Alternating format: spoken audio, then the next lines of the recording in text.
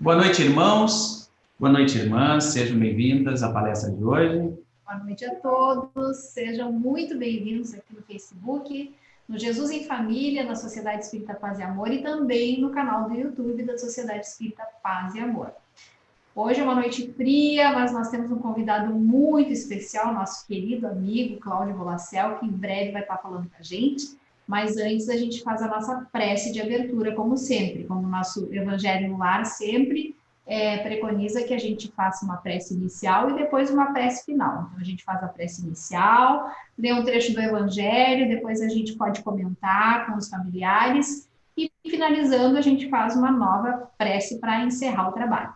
Então eu convido a você, querido amigo, querida amiga, para que sintonize então com o nosso Mestre Jesus através das nossas palavras, nos acompanhe mentalmente.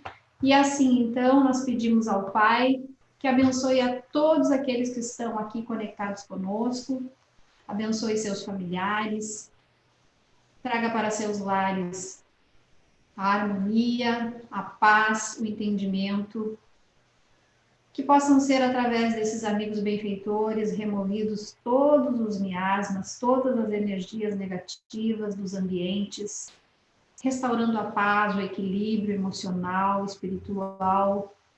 Pedimos pelos doentes, pedimos por aqueles que estão desesperançosos, aqueles que estão mais tristes, deprimidos, que Jesus possa tocar a sua alma, o seu coração, dando novas energias, novo sopro de vida a cada um de nós e fazendo com que a gente possa cumprir a nossa jornada da melhor forma possível.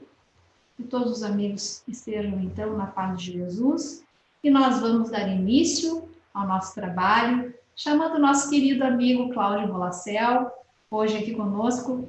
É um prazer te receber. A palavra é sua, meu amigo. Boa noite, Grace. Boa noite, Paulo. Boa noite a todos os irmãos que nos assistem nessa corrente maravilhosa do Jesus em Família. E a nossa reflexão para a noite de hoje é sobre um tema situado no capítulo 13º do Evangelho segundo o Espiritismo, intitulado Não saiba a vossa mão esquerda o que dê a vossa mão direita. Neste capítulo, há então, no item 7, um tema com o título Convidar os pobres e os estropiados, dar sem esperar retribuição, onde Allan Kardec coloca uma passagem evangélica colhida por Lucas. E Jesus diz assim: Disse também àquele que o convidara: Quando derdes um jantar ou uma ceia, não convideis nem os vossos amigos, nem os vossos irmãos, nem os vossos parentes, nem os vossos vizinhos que forem ricos, para que em seguida não vos convidem a seu turno, e assim retribuam o que de vós receberam. Quando derdes um festim, convidai para ele os pobres, os estropiados, os coxos e os cegos, e sereis ditosos por não terem eles meios de vô-lo retribuir, pois isso será retribuído na ressurreição dos justos. Um dos que se achavam à mesa, ouvindo essas palavras, disse-lhe: Feliz do que comer do pão no reino de Deus. Então, esta passagem é do Evangelho de Lucas, no capítulo 14, nos versículos de 12 a 15. Então, quando nós interpretamos a palavra de Jesus, é importante não analisarmos ao pé da letra, pois senão seus termos iriam soar como absurdos, né? Segundo o próprio Kardec analisa no item seguinte desta passagem. Mas sim devemos buscar o seu sentido espiritual. A linguagem de Jesus sempre foi, ou quase sempre foi, figurada, porque era necessário naquela época para que a sua mensagem penetrasse as mentes, né, da maioria dos homens que estavam ao seu redor. E então era necessário produzir uma imagem com efeito colorido, imagem de um vermelho berrante, como próprio codificador nos cita. Então, gera estranheza, né, essas palavras para nós, porque no nosso dia a dia é lógico que quando vamos fazer uma festa, um jantar, vamos convidar as pessoas que são afins, né, que compartilham dos nossos hábitos, dos nossos pensamentos, pessoas que temos muita afeição, os citados aqui por Jesus como os nossos vizinhos, nossos parentes, os ricos. Pessoas certamente do nosso mesmo nível de entendimento cultural, social. E, além disso, Jesus nos traz outra situação estranha, que é a de, se formos fazer a festa, sairmos para buscar pessoas estranhas, os pobres, os que estão pela rua, os estropiados, tá? Justamente para que esses participem do nosso jantar e nada nos deem em troca. Claro que Jesus não pensou em que nós nos orientar a abandonar nossas relações fraternas, e tampouco deseja o contrário, que tragamos para dentro de casa pessoas muito estranhas, mas ele quis causar realmente um impacto, que essa passagem pudesse sacudir-nos, né? Para tentarmos o valor da caridade ao nosso irmão necessitado, né? Necessitado desse jantar, né? desse jantar que iríamos oferecer. E o que é esse jantar, esse banquete, que do ponto de vista poderia ser material, mas no caso aqui o mais importante é encararmos esse significado espiritual. Esse jantar é o nosso conteúdo, é o que nós temos a oferecer a alguém, a um irmão necessitado. É a nossa bagagem, é o nosso acervo, tá? Que certamente ainda está em construção, né? Nossos tijolos ainda são poucos, porém, frente a um irmão necessitado, é muito perto do que ele já possui.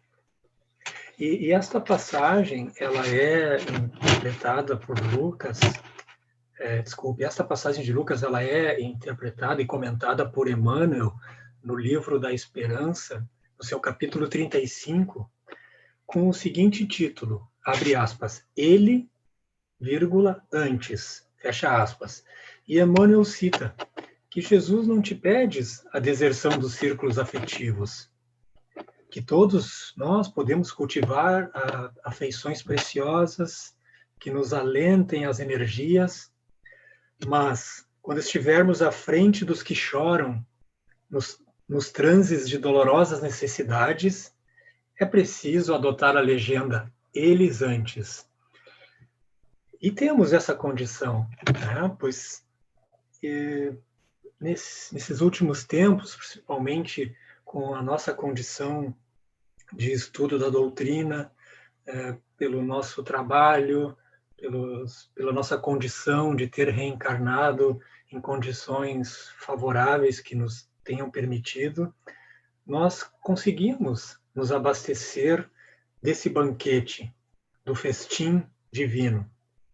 E já temos, certamente, condições de saciar a fome e a sede com o pouco que temos armazenado de um irmão necessitado, de um irmão que tem a sede desse entendimento.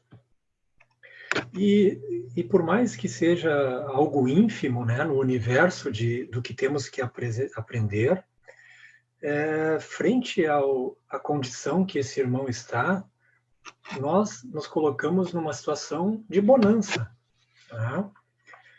E quem são esses estropiados, esses coxos, esses cegos, os pobres? Essa definição, né, seguindo conceitos de dicionário, o pobre é o que não possui o necessário para a sua vida. Mas também ele pode significar um mendigo de valores espirituais desprovido de virtudes. O estropiado, que seria um aleijado, um mutilado, ele é certamente um irmão carente de sentimentos, de compreensão dos valores ideais.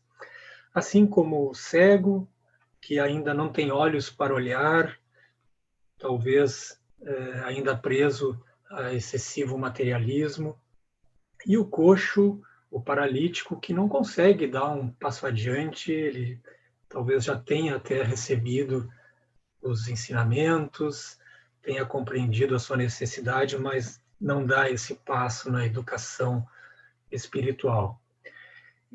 E esses são os que precisam desse alimento, são os que precisam ser saciados materialmente do alimento, mas principalmente do Evangelho, da mensagem divina. E precisamos buscar esses irmãos estropiados e pobres na rua? Certamente que não, né? Eles estão ao nosso lado muitas vezes, eles estão no nosso lar, no nosso trabalho, às vezes um parente próximo que tenhamos alguma dificuldade, um filho, uma esposa, ou qualquer atividade onde exercemos o relacionamento interpessoal. Esse conceito, essa classificação de quem é o nosso irmão necessitado, ele é baseado também no parâmetro que temos, do nosso conhecimento, do quanto já temos de bagagem para isso. Então, nós podemos e devemos ser estropiados e pobres, certamente em relação a um irmão que é mais evoluído que nós. Então, todos, em algum momento, fomos, estamos sendo ou seremos um necessitado, um estropiado. E quem ainda não sentiu a necessidade de, às vezes, receber esse prato, esse alimento, esse auxílio, o acolhimento? Quem não passou ainda por situações que desejaria uma mão amiga? Então, que lembremos disso. Ora, vamos auxiliar, outra hora, somos os necessitados. Então, façamos aos outros o que gostaríamos que a nós fosse feito também. Quando Jesus, ainda nessa passagem, ele nos pede que não convidemos aos nossos afins, que não compartilhemos desse jantar com os nossos amigos, ele cita amigos ricos, familiares, vizinhos. Ele quer nos mostrar que talvez esse relacionamento, essa troca de informações entre pessoas que estão num nível de entendimento semelhante ao nosso, não nos traga crescimento, não nos torne talvez pessoas tão úteis, né? Porque afinal de contas, ter afeto e acolher pessoas que já temos muita afinidade ou que amamos ou que concordamos na maneira de ser é muito fácil. Isso certamente não nos acrescentaria nenhum crescimento.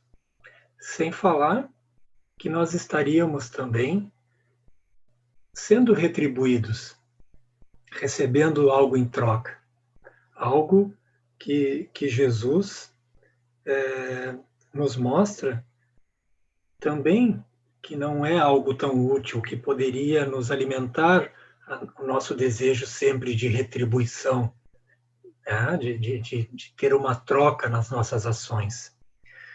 Ao contrário de quando convidamos para o nosso jantar o pobre, o estropiado, ou seja, quando acolhemos aquele irmão que momentaneamente está inferior na nossa condição de entendimento, talvez até em condição material, mas principalmente no seu aspecto físico, psicológico, né, moral. Então, Jesus nos diz que esse é o trabalho que vai nos engrandecer, que vai nos deixar útil, fazermos com que nos sentimos mais úteis, porque não teremos nada em troca. Esse irmão inferiorizado, no momento de sofrimento, não vai fazer com que façamos uma ajuda em troca de outro benefício.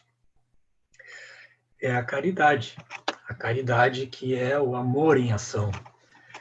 E a maneira de praticarmos, né, são várias, através dos nossos pensamentos, com uma prece, através das nossas palavras, através de leituras, de esclarecimentos, as nossas ações, né, ações fraternas, discretas, sem querer nada em troca, mas principalmente o nosso silêncio, a nossa compreensão, o nosso silêncio, não querendo impor a nossa ideia ao outro irmão, compreendendo, escutando mais, não julgando. E, além disso, o nosso exemplo de confiança, de que podemos abdicar de velhos hábitos, de seguir com a verdade que acreditamos, o nosso exemplo de mostrar que mudamos, que temos disciplina. E principalmente, sem querer nada em troca. E Jesus, nessa passagem, ele segue e nos lança a seguinte frase, que o fato de não termos nada em troca desses nossos irmãos inferiorizados é que seremos ditosos por estes não terem como nos retribuir.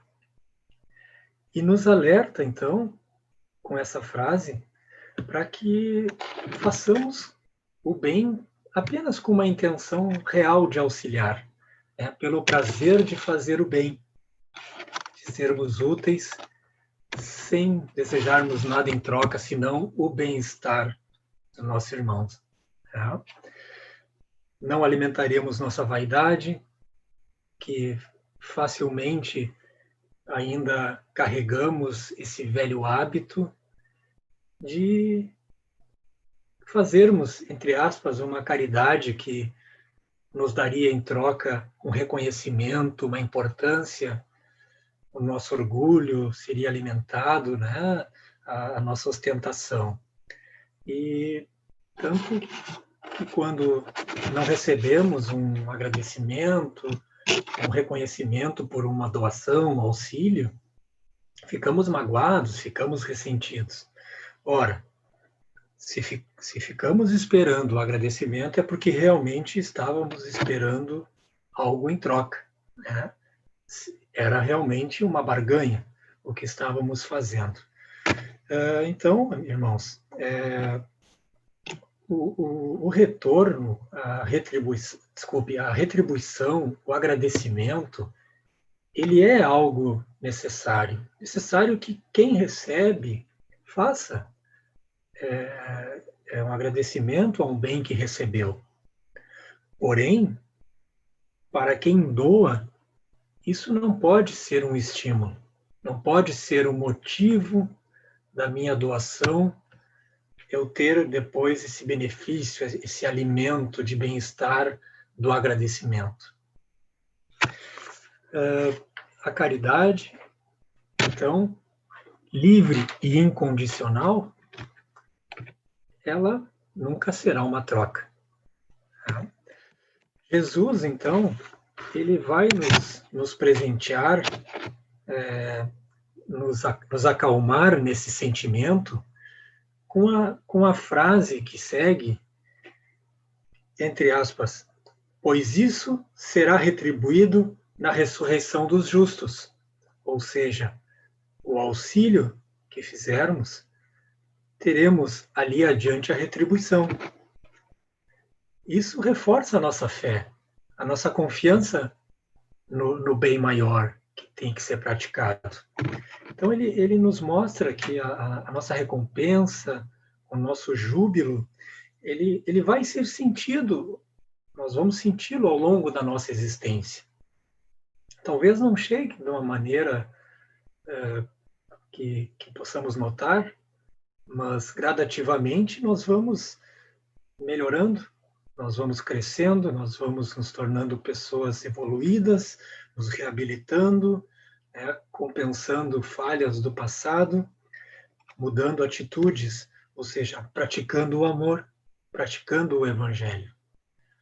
Porque Emmanuel, em um comentário feito sobre a assistência, ele nos diz que a oportunidade de auxiliar um irmão que se apresenta é um benefício muito grande que nós recebemos. É como se como se Jesus nos chegasse e nos desse um cargo especial no nosso trabalho. Pega esse cargo, ele é teu, e por aqui tu vai crescer na tua vida, na tua carreira. Ele é um trabalho que só faz bem para nós. Então, um irmão sofredor que é colocado no nosso caminho é um presente que recebemos para a nossa evolução. E nesse mesmo capítulo, 13º, onde há instruções dos Espíritos, no seu item 9, há o título A Caridade Material e a Caridade Moral, onde Irmã Rosália ela nos reforça essa mensagem do Cristo de que seremos recompensados. E ela conta, e ela relata, abre aspas, auxiliai os infelizes o melhor que puderdes. Dai para que Deus um dia vos retribua o bem que houverdes feito, para que tenhais, ao sairdes do vosso invólucro terreno, um cortejo de espíritos agradecidos a receber-vos no limiar de um mundo mais ditoso. Se pudesseis saber da alegria que experimentei ao encontrar no além aqueles a quem na minha última existência me fora dado servir. E ela comenta então do valor de amar o próximo como a si mesmo. Então, irmãos, a caridade vivenciada, ela sempre será o maior prazer e a maior recompensa. Os benefícios, esses alimentos que iremos servir ou que nos abastecemos, eles vão chegar a estropiados dos dois mundos, no mundo visível e no mundo invisível. Então, as nossas atitudes, as nossas caridades por pensamento, por palavras, pelo silêncio, vai ser um exemplo e vai ser um consolo, vai ser uma ajuda para os espíritos que nos acompanham, para os espíritos que acompanham aquele irmão encarnado que está à nossa frente. O nosso Evangelho do Lar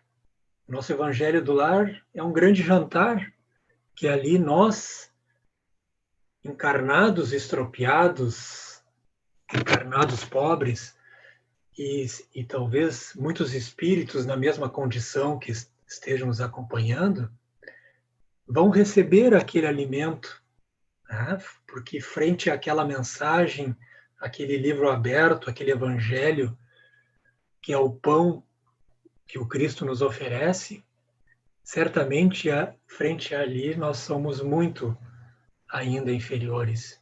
E ali nos abastecemos. Tá?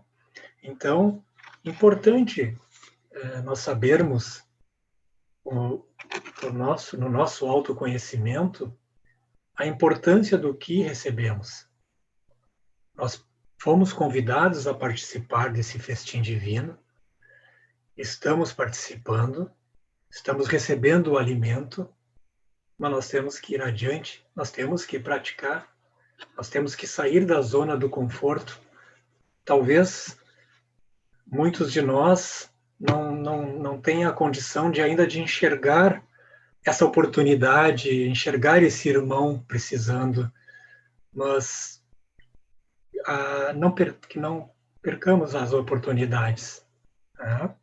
E eu gostaria de encerrar essa reflexão fazendo a citação, então, de partes de um texto de Emmanuel, citado no livro da Esperança, com o título Na Hora da Assistência. E ele inicia com essa frase: nas obras da assistência aos irmãos que nos felicitam com as oportunidades do serviço fraterno, em nome do Senhor, vale salientar a autoridade amorosa do Cristo que nos recomendou. Ou seja, o Cristo nos recomendou, nos colocou esse irmão ali e conta que nós possamos alimentá-lo, que nós possamos servir o alimento que já temos no nosso íntimo. E ainda ele segue explicando como deveríamos proceder na hora da assistência. Ao receber à porta um irmão, que emitimos frases de conforto e bom ânimo, mesmo que não possamos ser úteis. Quando em visita ao seu lar, que respeitemos seu ambiente doméstico, sem censurá-lo. Quando à mesa, não vamos reprovar-lhe os seus modos, que são diferentes dos nossos, para não agravar a sua subalternidade, a sua desventura. Socorrendo o enfermo, refletamos na gratidão que sentiríamos se aquele enfermo fosse um dos nossos amados. Ao organizarmos filas de distribuição de favores, se caso algum irmão retorne novamente para solicitar novamente o alimento, mesmo depois de já ser atendido, lembremos do nosso filho que nos pede a repetição do prato, satisfazendo-os, então, sem reprimendas. No trabalho, estejamos sempre de bom humor, vamos manter a disciplina, mas sem intolerância e com muita gentileza. Nós, que sabemos acatar com apreço a solicitude a todos os representantes dos poderes transitórios do mundo e que treinamos boas maneiras para o comportamento digno nos salões aristocráticos da Terra, saibamos também ser afáveis e amigos junto dos nossos companheiros em dificuldades maiores. Eles não são apenas nossos irmãos, são convidados do Cristo em nossa casa, pelos quais encontramos ensejo de demonstrar carinho e consideração para com Ele, o Divino Mestre, em pequeninos gestos de amor. Então, irmãos, este convite é para nós mesmos. Nós que somos os estropiados e pobres, mas também que somos constantemente agraciados com oportunidades, dia após dia, oportunidades de trabalho, de colocar em prática os ensinamentos, os alimentos que temos recebido. Temos oportunidade, quem sabe, de fazer a nossa história, o nosso caminho, de uma maneira rica, rumo à nossa evolução superior. Obrigado, que assim seja. Nós agradecemos a você, Cláudio, por nos mostrar uma perspectiva tão interessante sobre os nossos assuntos do nosso Mestre Jesus, né? Porque cada um do seu jeitinho traz a sua visão, a sua perspectiva, né? Então, nós te agradecemos muito por nos trazer a tua perspectiva até nós, que realmente ela é uma perspectiva de uma pessoa que, como você, gosta de convidar os estropiados, né? Inclusive, nós aqui somos os estropiados que estamos sempre convivendo com a tua benemerência aí, né, Cláudio? E junto de você, eu gostaria só de te fazer uma pergunta, porque nós sabemos que você é profissional da medicina, e a gente ouve muito falar que hoje em dia a questão da saúde e a espiritualidade, elas caminham de mãos dadas, né?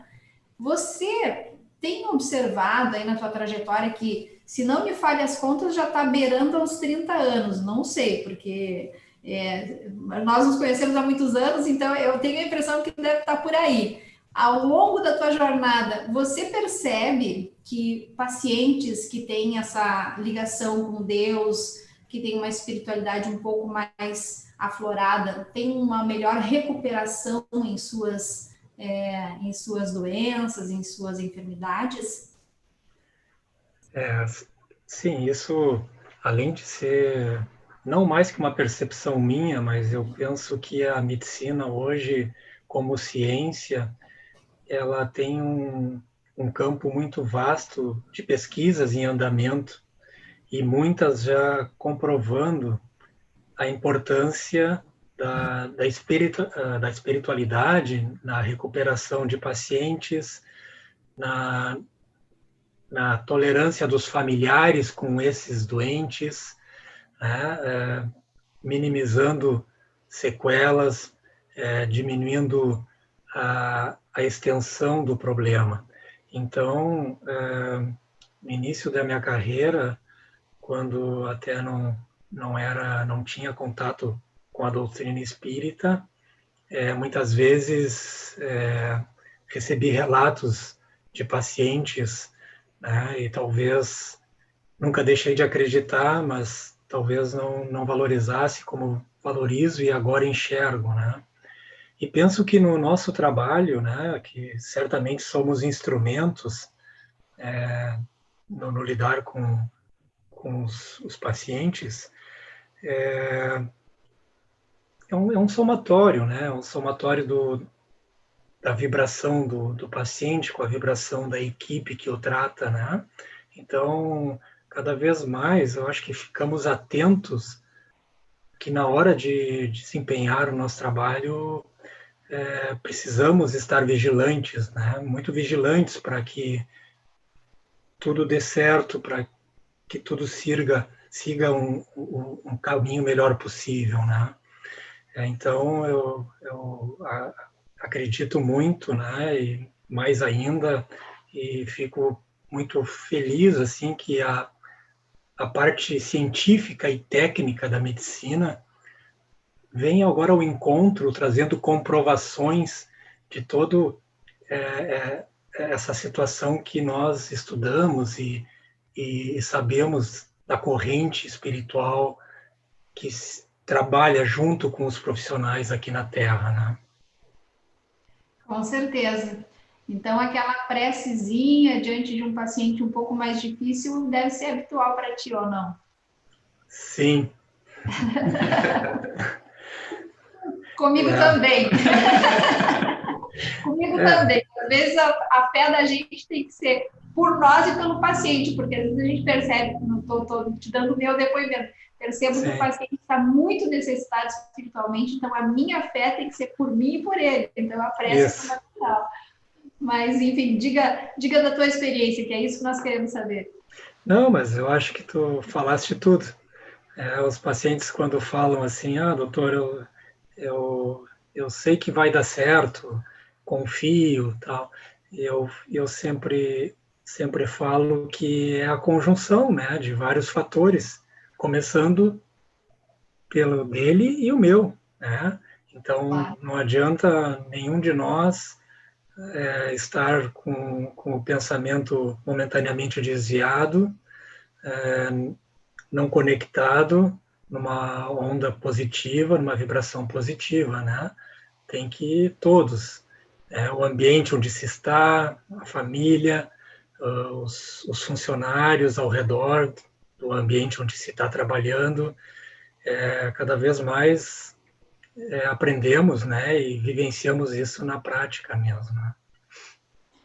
Bom, então vamos encerrar o nosso trabalho, deixando aí um alerta para todos os que estão nos ouvindo, o quanto a prece também auxilia o nosso sistema imunitário, né? Então vamos fazer a nossa prece, sim, porque diante da pandemia aí, o melhor remédio é a gente se proteger e, evidentemente, fazer a nossa prece para que nós possamos estar sempre guarnecidos dessa companhia espiritual espetacular dos nossos benfeitores, da equipe do nosso Mestre Jesus. Convido você, então, para que nós possamos encerrar agora, então, fazendo a nossa prece, agradecendo pela oportunidade de estarmos aqui juntos, mentalizando todos os nossos familiares, nossos queridos amigos, aqueles que estão distantes de nós, que nos preocupam, aqueles que nós sabemos que estão incorrendo em erros,